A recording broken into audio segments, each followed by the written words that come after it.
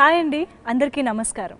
Mega brother Nagababu గారు ఈ పేరు వినగానే గుండె లోతుల్లోంచి వచ్చే ఒక నిష్కల్మషమైన నవ్వు గుర్తొస్తుంది, ఒక అందమైన వ్యక్తిత్వం గుర్తొస్తుంది, మంచి వైపు నిలబడి నిక్కచ్చిగా ముక్కుసూటిగా మాట్లాడే మనస్తత్వం గుర్తొస్తుంది. అందుకే ఆయన కేవలం మెగా ఫ్యామిలీకి మాత్రమే కాదు, తెలుగు సినీ పరిశ్రమకే మెగా బ్రదర్ అయ్యారు. అయితే ఇప్పుడు మాత్రం మెగా ప్రొడ్యూసర్గా అల్లు అర్జున్స్ నా పేరు సూర్య సినిమాని మనందరికీ సమర్పిస్తున్నారు. మరి ఇంత అద్భుతమైన చిత్రాన్ని మన ముందుకు తీసుకొస్తున్న నాగబాబు గారు మనతో ప్రత్యేకంగా ముచ్చటించడానికి సిద్ధంగా ఉన్నారు. సో స్టార్ట్ చేసేద్దాం. నమస్తే సార్, ఎలా ఉన్నారు? బాగున్నామ్మా, ఫైన్. సో నా పేరు సూర్య చాలా చాలా ఈగర్గా క్యూరియస్గా అందరూ వెయిట్ చేస్తున్నారు. సినిమా పేట్రియాటిక్ ఫీలింగ్ ఉంటుంది. నా పేరు సూర్య అంటే సూర్య పాత్రలో అల్లు అర్జున్ జీవిస్తారు. ఇవన్నీ అందరికీ ఎంతో కాన్ఫిడెన్స్ ఉన్నప్పటికీ కూడా మెయిన్గా సినిమాలో ఏం చెప్తున్నారు, ఇండియా నా ఇల్లు ఇండియా అన్నారు, ఏం చెప్తున్నారు అనే విషయం తెలుసుకోవడానికి చాలా ఇంట్రెస్టింగ్గా వెయిట్ చేస్తున్నాం సార్. అంటే ఇది ఈ మామూలుగా చెప్పాలంటే ఒక బన్నీకి మంచి కమర్షియల్ సినిమా అని చెప్పాలి. కానీ దానికంటే మించి వంశీ చేసింది ఏంటంటే డిస్కవరింగ్ వన్ సెల్ఫ్, తన ట్రూ నేచర్ని ఏంటి అని తెలుసుకునేటువంటి ఒక క్వెస్ట్ అంటారు. ఆ క్యారెక్టర్ బన్నీది. సో నాకు అంటే యాక్చువల్గా చెప్పాలంటే కమర్షియల్గా చెప్తాం, అందరి సినిమాలు కమర్షియల్గానే ఉంటాయి. బట్ దీంట్లో ఉండాల్సిన ఇదేంటంటే తను తెలుసుకోవడం. దాంట్లో ఒక డైలాగ్ ఒకటి ఉంది, చాలా బాగా నచ్చింది. క్యారెక్టర్ పోగొట్టుకున్నాడు, బతుకుండగానే చచ్చిపోయాడు. అదంటే తన వ్యక్తిత్వాన్ని, తన క్యారెక్టర్ని, ఏదో ట్రూ నేచర్ దాన్ని నిలబెట్టుకోగలగాలి. అది ఏదో కారణంతో పోగొట్టుకొని ఏదో మనకు అనుకూలంగా బతకాలి అనే ఇదిలో ఉంటే ఒక లూజింగ్ వన్ సెల్ఫ్ అనేది ఈక్వల్ టు డెత్. సో అలాంటి ఒక యాక్చువల్గా చాలా ఇన్నర్ జర్నీ ఉండే క్యారెక్టర్ ఇది. చూడటానికి పైకి కమర్షియల్ లుక్ ఉన్నా, మన జనాలకి అందరికీ అట్లాంటి లుక్ వచ్చినా ఈ క్యారెక్టర్ ఒక ఇన్నర్ జర్నీ ఉంటుంది. అందుకని బన్నీ ఫేస్లో ఎక్కడ కూడా ఒక ఏమంటుంది, అది ఒక తపన కనబడుతుంటుంది ఊరికే. అంతకుముందు సినిమాల్లో ఒక చిన్న హ్యాపీ గో లక్కీ బాయ్లా ఉంటుంది తప్ప ఇది ఒక్కటే ఒక ఫీల్ ఉంటుంది. అవును సార్, అవును. సో నాకు వంశీ కథ చెప్పినప్పుడు అదే మిగతా కమర్షియల్ ఎలిమెంట్స్ అన్నిటితో పాటు నాకు నచ్చింది ఇన్నర్ జర్నీ, చాలా బాగుంది అనిపించింది. సో చాలా ఎక్సైట్ అయ్యాను ఈ సినిమా గురించి. ఇప్పుడు మీరు ఎంత డీటెయిల్గా చక్కగా క్యారెక్టరైజేషన్ చెప్పారు సార్. సో దీనికి అల్లు అర్జున్ గారికి ఏమన్నా సంబంధం, సిమిలారిటీస్ ఉన్నాయంటారా? క్యారెక్టర్ సిమిలారిటీ లేదు యాక్చువల్గా. ఇది బన్నీ క్యారెక్టర్ కాదు. బన్నీ ఈ క్యారెక్టర్లో దేర్ ఇస్ ఎ సీరియస్నెస్, ఒక ఏమంటుందని ఒక దేశభక్తి పీక్స్లో ఉంటుంది. పిచ్చెక్కినోడు అంటాడు, అట్టుంటాడు, మ్యాడ్ మ్యాన్ అనమాట దేశభక్తి మీద. అంత దేశభక్తి అనిపిస్తుంది. సో అట్లా కంపేర్ చేయలేము సినిమా క్యారెక్టర్కి బన్నీకి. సో దట్ బన్నీకి సో తన క్యారెక్టర్ కాదు ఇది. అనేది బన్నీ జనరల్గానే మనకు అందరి దేశంలో మంచి సరదాగా ఉండే కుర్రాడు, ఒక మంచి ఏమంటారు దాన్ని డెడికేషన్ ఉండే కుర్రాడు.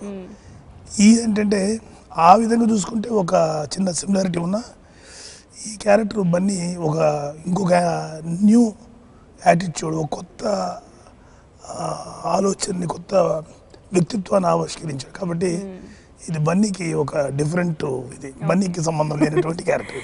అంటే ఏ విషయాన్నైనా బెస్ట్గా చేయాలి, పర్ఫెక్ట్గా ఉండాలి, ప్రతిసారి స్టాండర్డ్స్ని నెక్స్ట్ లెవెల్కి తీసుకువెళ్ళాలని ఒక తపన మాత్రం మేము ఎప్పటికప్పుడు చూస్తున్నాము.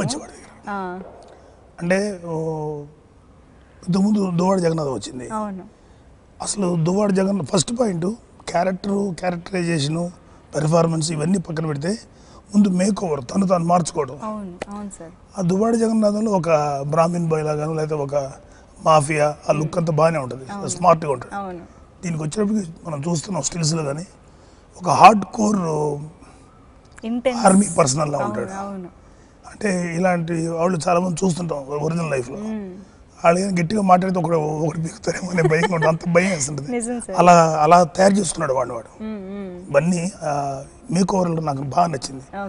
దానికోసం ఎంత శ్రమించాడు.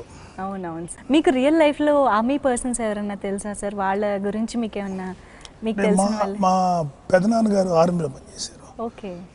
అలాగే మా అమ్మగారు వాళ్ళ మేనమామ ఆర్మీలో పనిచేశారు.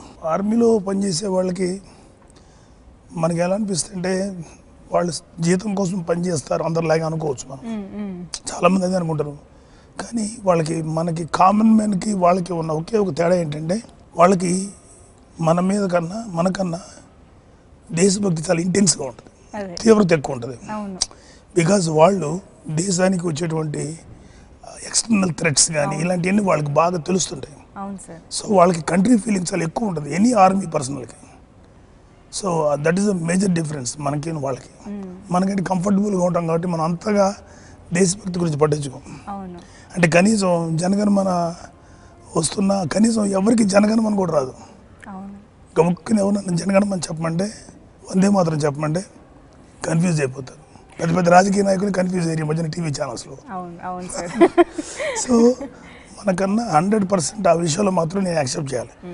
ఆర్మీ పర్సనల్కి ఒక రకమైన దేశభక్తి, ఎందుకంటే వాళ్ళు ఎన్నో ఇష్యూస్ చూసింటారు. దేశం కోసం ప్రాణాలు వదిలేసిన ఆ రోజుల్లో నాకు తెలిసిన మా పెదనాన్నగారు చెప్పేవాడు, ఈ పాకిస్తాన్ వాళ్ళది చాలా పవర్ఫుల్ రాడార్ సిస్టమ్ వచ్చింది ఆ రోజుల్లో. వచ్చినప్పుడు మన ఎయిర్ ఫోర్స్ని చాలా ఈజీగా ట్యాకిల్ చేస్తుండేవాడు. సో ఒక రకంగా మన ఎయిర్ ఫోర్స్ని చాలా ఈజీగా డామినేట్ చేశారు. బికాజ్ వాళ్ళకి రాడార్ వ్యవస్థ చాలా పవర్ఫుల్ అమెరికా నుంచి వచ్చింది. సో అప్పట్లో మనకి సూయిసైడల్ స్క్వాడ్స్ అని ఏం లేవు. సో ఇద్దరు బ్రదర్స్, వాళ్ళ ఆలీ బ్రదర్స్ అంటారని చెప్పాడు అప్పుడు, ఇద్దరు పైలట్స్. వాళ్ళు ఏం చేశారంటే వాళ్ళకి ది ఐడెంటిఫైడ్ ద ప్రాబ్లం, ఈ రాడార్ వ్యవస్థ ఉంది, దీన్ని కనుక పగలు కొడితే మనం మిగతా వాళ్ళందరూ ఈజీగా రావచ్చని వాళ్ళిద్దరూ డిసైడ్ అయ్యి ఆ రాడార్ వ్యవస్థ ఎప్పుడైతే ఇన్ఫర్మేషన్ వచ్చిందో దాని మీద యాంటీ ఎయిర్ క్రాఫ్ట్ ఇవి పడుతుంటే బిల్లెట్స్ కానీ వాట్ ఎవర్. సో వాటి నుంచి తప్పించుకొని డైరెక్ట్గా వెళ్ళి ఆ రాడార్ వ్యవస్థని గుద్దేశారు అప్పట్లో. సో అది యాక్చువల్గా అది మిలిటరీ వాళ్ళ రూల్స్ రెగ్యులేషన్ వ్యతిరేకం. ఎట్ అక్కడ వాళ్ళని నడిపించింది దేశభక్తి. సో బియాండ్ దేశభక్తి ఆ మిలిటరీ రూల్స్ కూడా పక్కన పెట్టారు. అయితే మిలిటరీ రూల్స్ ప్రకారం వాళ్ళకి ఒక చచ్చిపోయినా సరే వాళ్ళ మీద కోర్ట్ మార్షల్ చేశారు ఒక ఇది. కానీ కొన్ని వేల మంది లక్షల మంది జనం ఆ ఫ్యామిలీస్కి డొనేట్ చేసి వాళ్ళ ఫ్యామిలీ బాగుండేలా చేసి ఎంతో గౌరవం చూపించుకున్నారు ఆ రోజుల్లో. అంటే పాకిస్తాన్ ఇండియా వార్ జరిగేటప్పుడు, ఫస్ట్ వార్ అది. సో ఇలాంటి కథలు మాకు చెప్పేవాడు మా పెదనాన్నగారు. మీరు ఇప్పుడు చెప్తుంటే కూడా గూస్బంప్స్ వస్తున్నాయి సార్. అంటే వాళ్ళు అన్నదమ్ములు ఇద్దరు అనుకొని అన్నయ్య వాటి నుంచి రైట్ అసలు ఎటు కొట్టాలి ఎటువైపు అటాక్ చేయాలి తెలియంటే ఇద్దరు బుల్లెట్లు పడి ఆ విమానం జస్ట్ లైక్ మన అమెరికన్ ట్రేడ్ సెంటర్ కొట్టారు కదా అలా కొట్టేసారు వెళ్ళి ఫ్లైట్స్ ఆ రోజుల్లో. మనం ఇది చూసుకున్న టెర్రరిస్ట్ అటాక్, బట్ దేశభక్తికి సంబంధించిన ఇన్స్పిరేషన్తో వాళ్ళు కొట్టడం అనేది అది చెప్పేవాడు మా పెద్దనాన్న. అంత ఆశ్చర్యగిన వాళ్ళు. ఫస్ట్ టైం అల్లు అర్జున్ సినిమాని మీరు సమర్పిస్తున్నారు. సో ఇప్పటిదాకా చిరంజీవి గారు, పవన్ కళ్యాణ్ గారు, చరణ్తో చేశారు. సో బన్నీతో చేయడానికి ఎన్ని రోజులు పట్టిందేంటి సార్? యాక్చువల్గా నేను బన్నీతోటి పూరి జగన్నాథ్ సినిమా చేయాలి. యాక్చువల్గా దేశముద్ర సినిమా మేము అనుకున్నాం. నాకు అప్పుడు ఏవో కొన్ని టెక్నికల్ ప్రాబ్లమ్స్ వచ్చినాయి. సరే ఆ టైంలో నేను చేయలేకపోయా. అది ఇప్పుడు వేరే ప్రొడక్షన్లో మన గీతా ఎవరది దేశముద్రు వేరే వాళ్ళు చేశారు. సో దట్ వైష్ణవ్ అకాడమీ కాదు, దేశముద్రు ఎవరు. సో దేశముద్రు వేరే నేను చేయలేకపోయాను. అప్పటి నుంచి బన్నీతో చేయాలని నాకు ఉండింది, కానీ కుదరలా. సో అలా వెళ్ళిపోయిన తర్వాత నాకు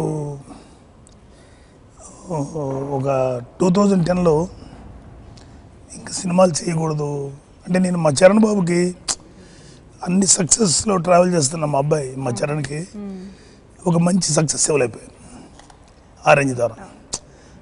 నాకు చిన్న డిసప్పాయింట్, అరే మంచి సినిమా అనుకుని చేయలేకపోయానంటే, సక్సెస్ ఇవ్వలేకపోయినా డిప్రెషన్ వచ్చింది. సో ఇంకా మనం కరెక్ట్ కాదు ఇండస్ట్రీకి, అనవసరంగా పిల్లలతోటి సినిమాలు చేసి వాళ్ళ కెరీర్తో మనం ఆడుకోకూడదు అని నేను వదిలేసాను. అది ఇప్పుడు టీవీలో రేంజ్లో సక్సెస్ అది అది బాగా అది బాగుంది. అంటే చరణ్ బాబుకి ఒక మగధీరాల తర్వాత వచ్చింది సినిమా, దానంత సినిమా కాకపోయినా అట్లీస్ట్ ఒక మంచి సక్సెస్ సినిమా కాలేకపోయింది. అది నాకు ఏదో somewhere I took responsibility. So ఒక డిప్రెషన్ వచ్చేసి ఇంకొద్దులే ఈ సినిమాలు చేయటం మనకు కరెక్ట్గా, దీనికి వాళ్ళ ఫ్యూచర్ తోటి వాళ్ళ దీంతో మనం ఎందుకని నేను ఆగిపోయాను. సరే ఆ టైంలో అరవింద్ గారు బన్నీతో వచ్చేది కన్నా బాబు ఇంకో సినిమా అన్నారు, నేను చేయిస్తాను నీతోటి ఒక 1 or 2 yearsలో. తర్వాత నేను ఇంకా అసలు సినిమా మేకింగ్ వైపు నుంచి దృష్టి మరలి చేసుకున్నాను. నేను ఇంకా యాక్టింగ్ లేకపోతే జబర్దస్త్, అడపదడప సినిమా యాక్టింగ్, లేకపోతే టీవీ షోస్ ఇవి చేస్తూ ఉన్నాను. చేస్తుంటే మరి తర్వాత నేను ఇప్పుడు అరవింద్ గారిని అడగల, ఆయనే నాకు చేద్దుగా నేను మాట ఇచ్చారు. కానీ నేను ఎప్పుడు ఆయన్ని మళ్ళీ ఏంటి సార్ ఇప్పుడు చేద్దాను, ఎందుకంటే ఆయన ఒక పెద్ద మనిషిలాగా మాట ఇచ్చారేమో కాప ఇచ్చారు, కానీ ఊరికే ఎప్పుడు చేస్తారని అడగటం నాకు ఎందుకు, నాకు మొహమాటం. సరే నేను క్వైట్ అయిపోయాను. ఒకరోజు అదే ఒక 3 years బ్యాక్ బన్నీ, బాబాయ్ మనం చేయాలి ఒక సినిమా ఒకటి చేద్దాం, అలాగే నన్ను చేద్దాం ఓకే అన్న. ఎందుకంటే అయినా నేను గమ్ముగా అయిపోయా, నేను మళ్ళీ పర్సూ అన్నాను, నేనే పర్సూ చేయను. కానీ అరవింద్ గారు నాకు అర్థమైంది, ఆయనకి వీడు ఎక్కడో డిప్రెషన్లో, అంటే సరిగ్గా మేకింగ్లో ఎక్కడో ఫీల్ అవుతున్నాడు అని చెప్పి నాకు ధైర్యం చెప్పి నాకుతో ఈ సినిమా చేయించారు. నాకు చాలా ఒక రకంగా చెప్పడం చాలా కన్వీనియంట్గా చేయించాడు ఈ సినిమా, నాకు సమర్పణ చేసి.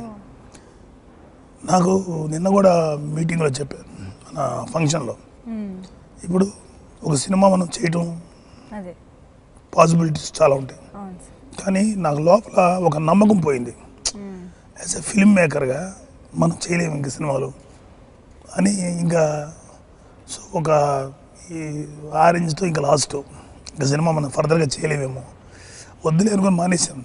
అలాంటిది నువ్వు చేయాలని చెప్పి నాతోటి ఒక సినిమా చేయించినందుకు నిజంగా ఆయన నాకు నమ్మకాన్ని క్రియేట్ చేశారు.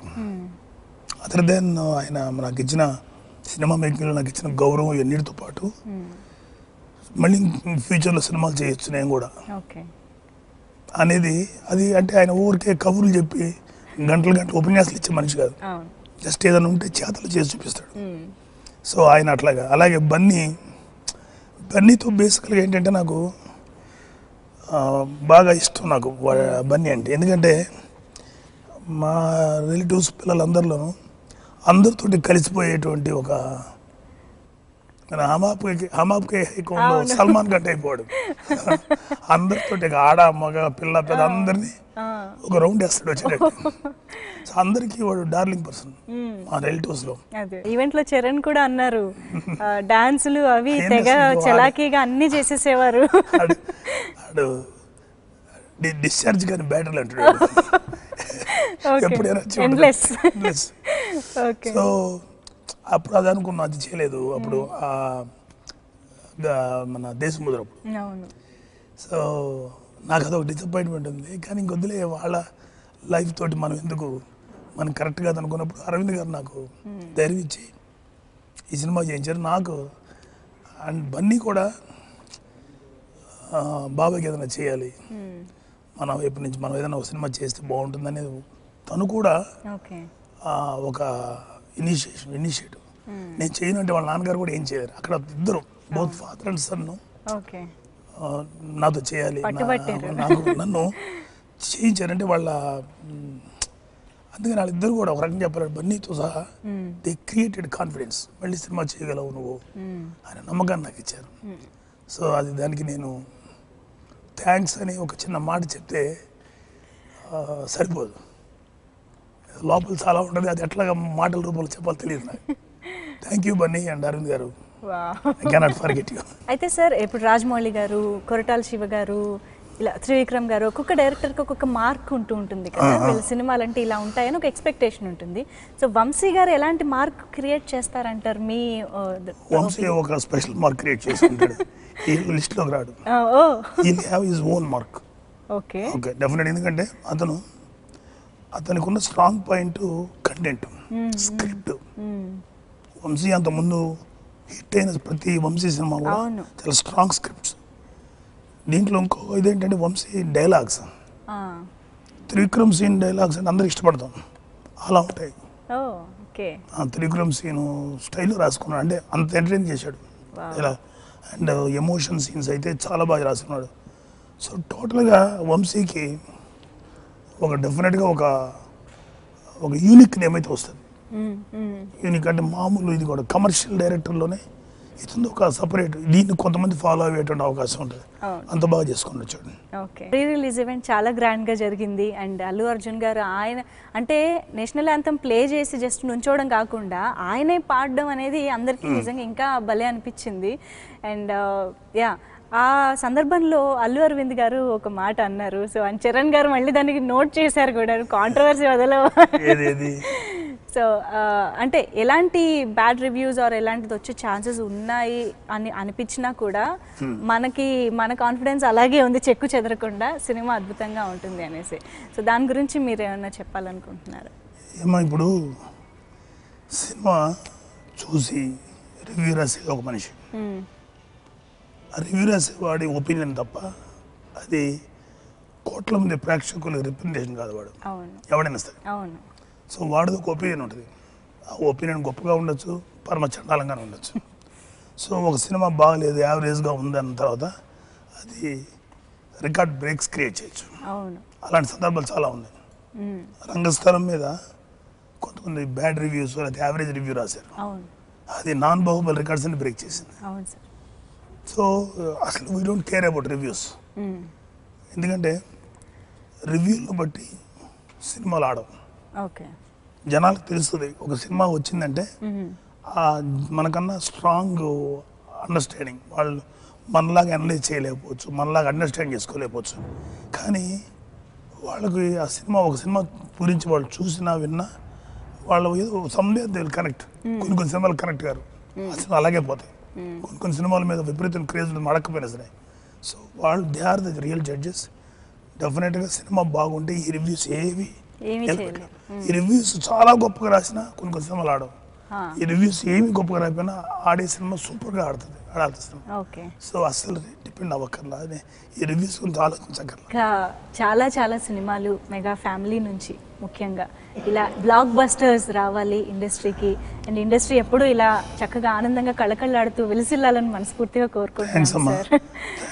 Thank you so much sir. Thank you very much అమ్మా ఫర్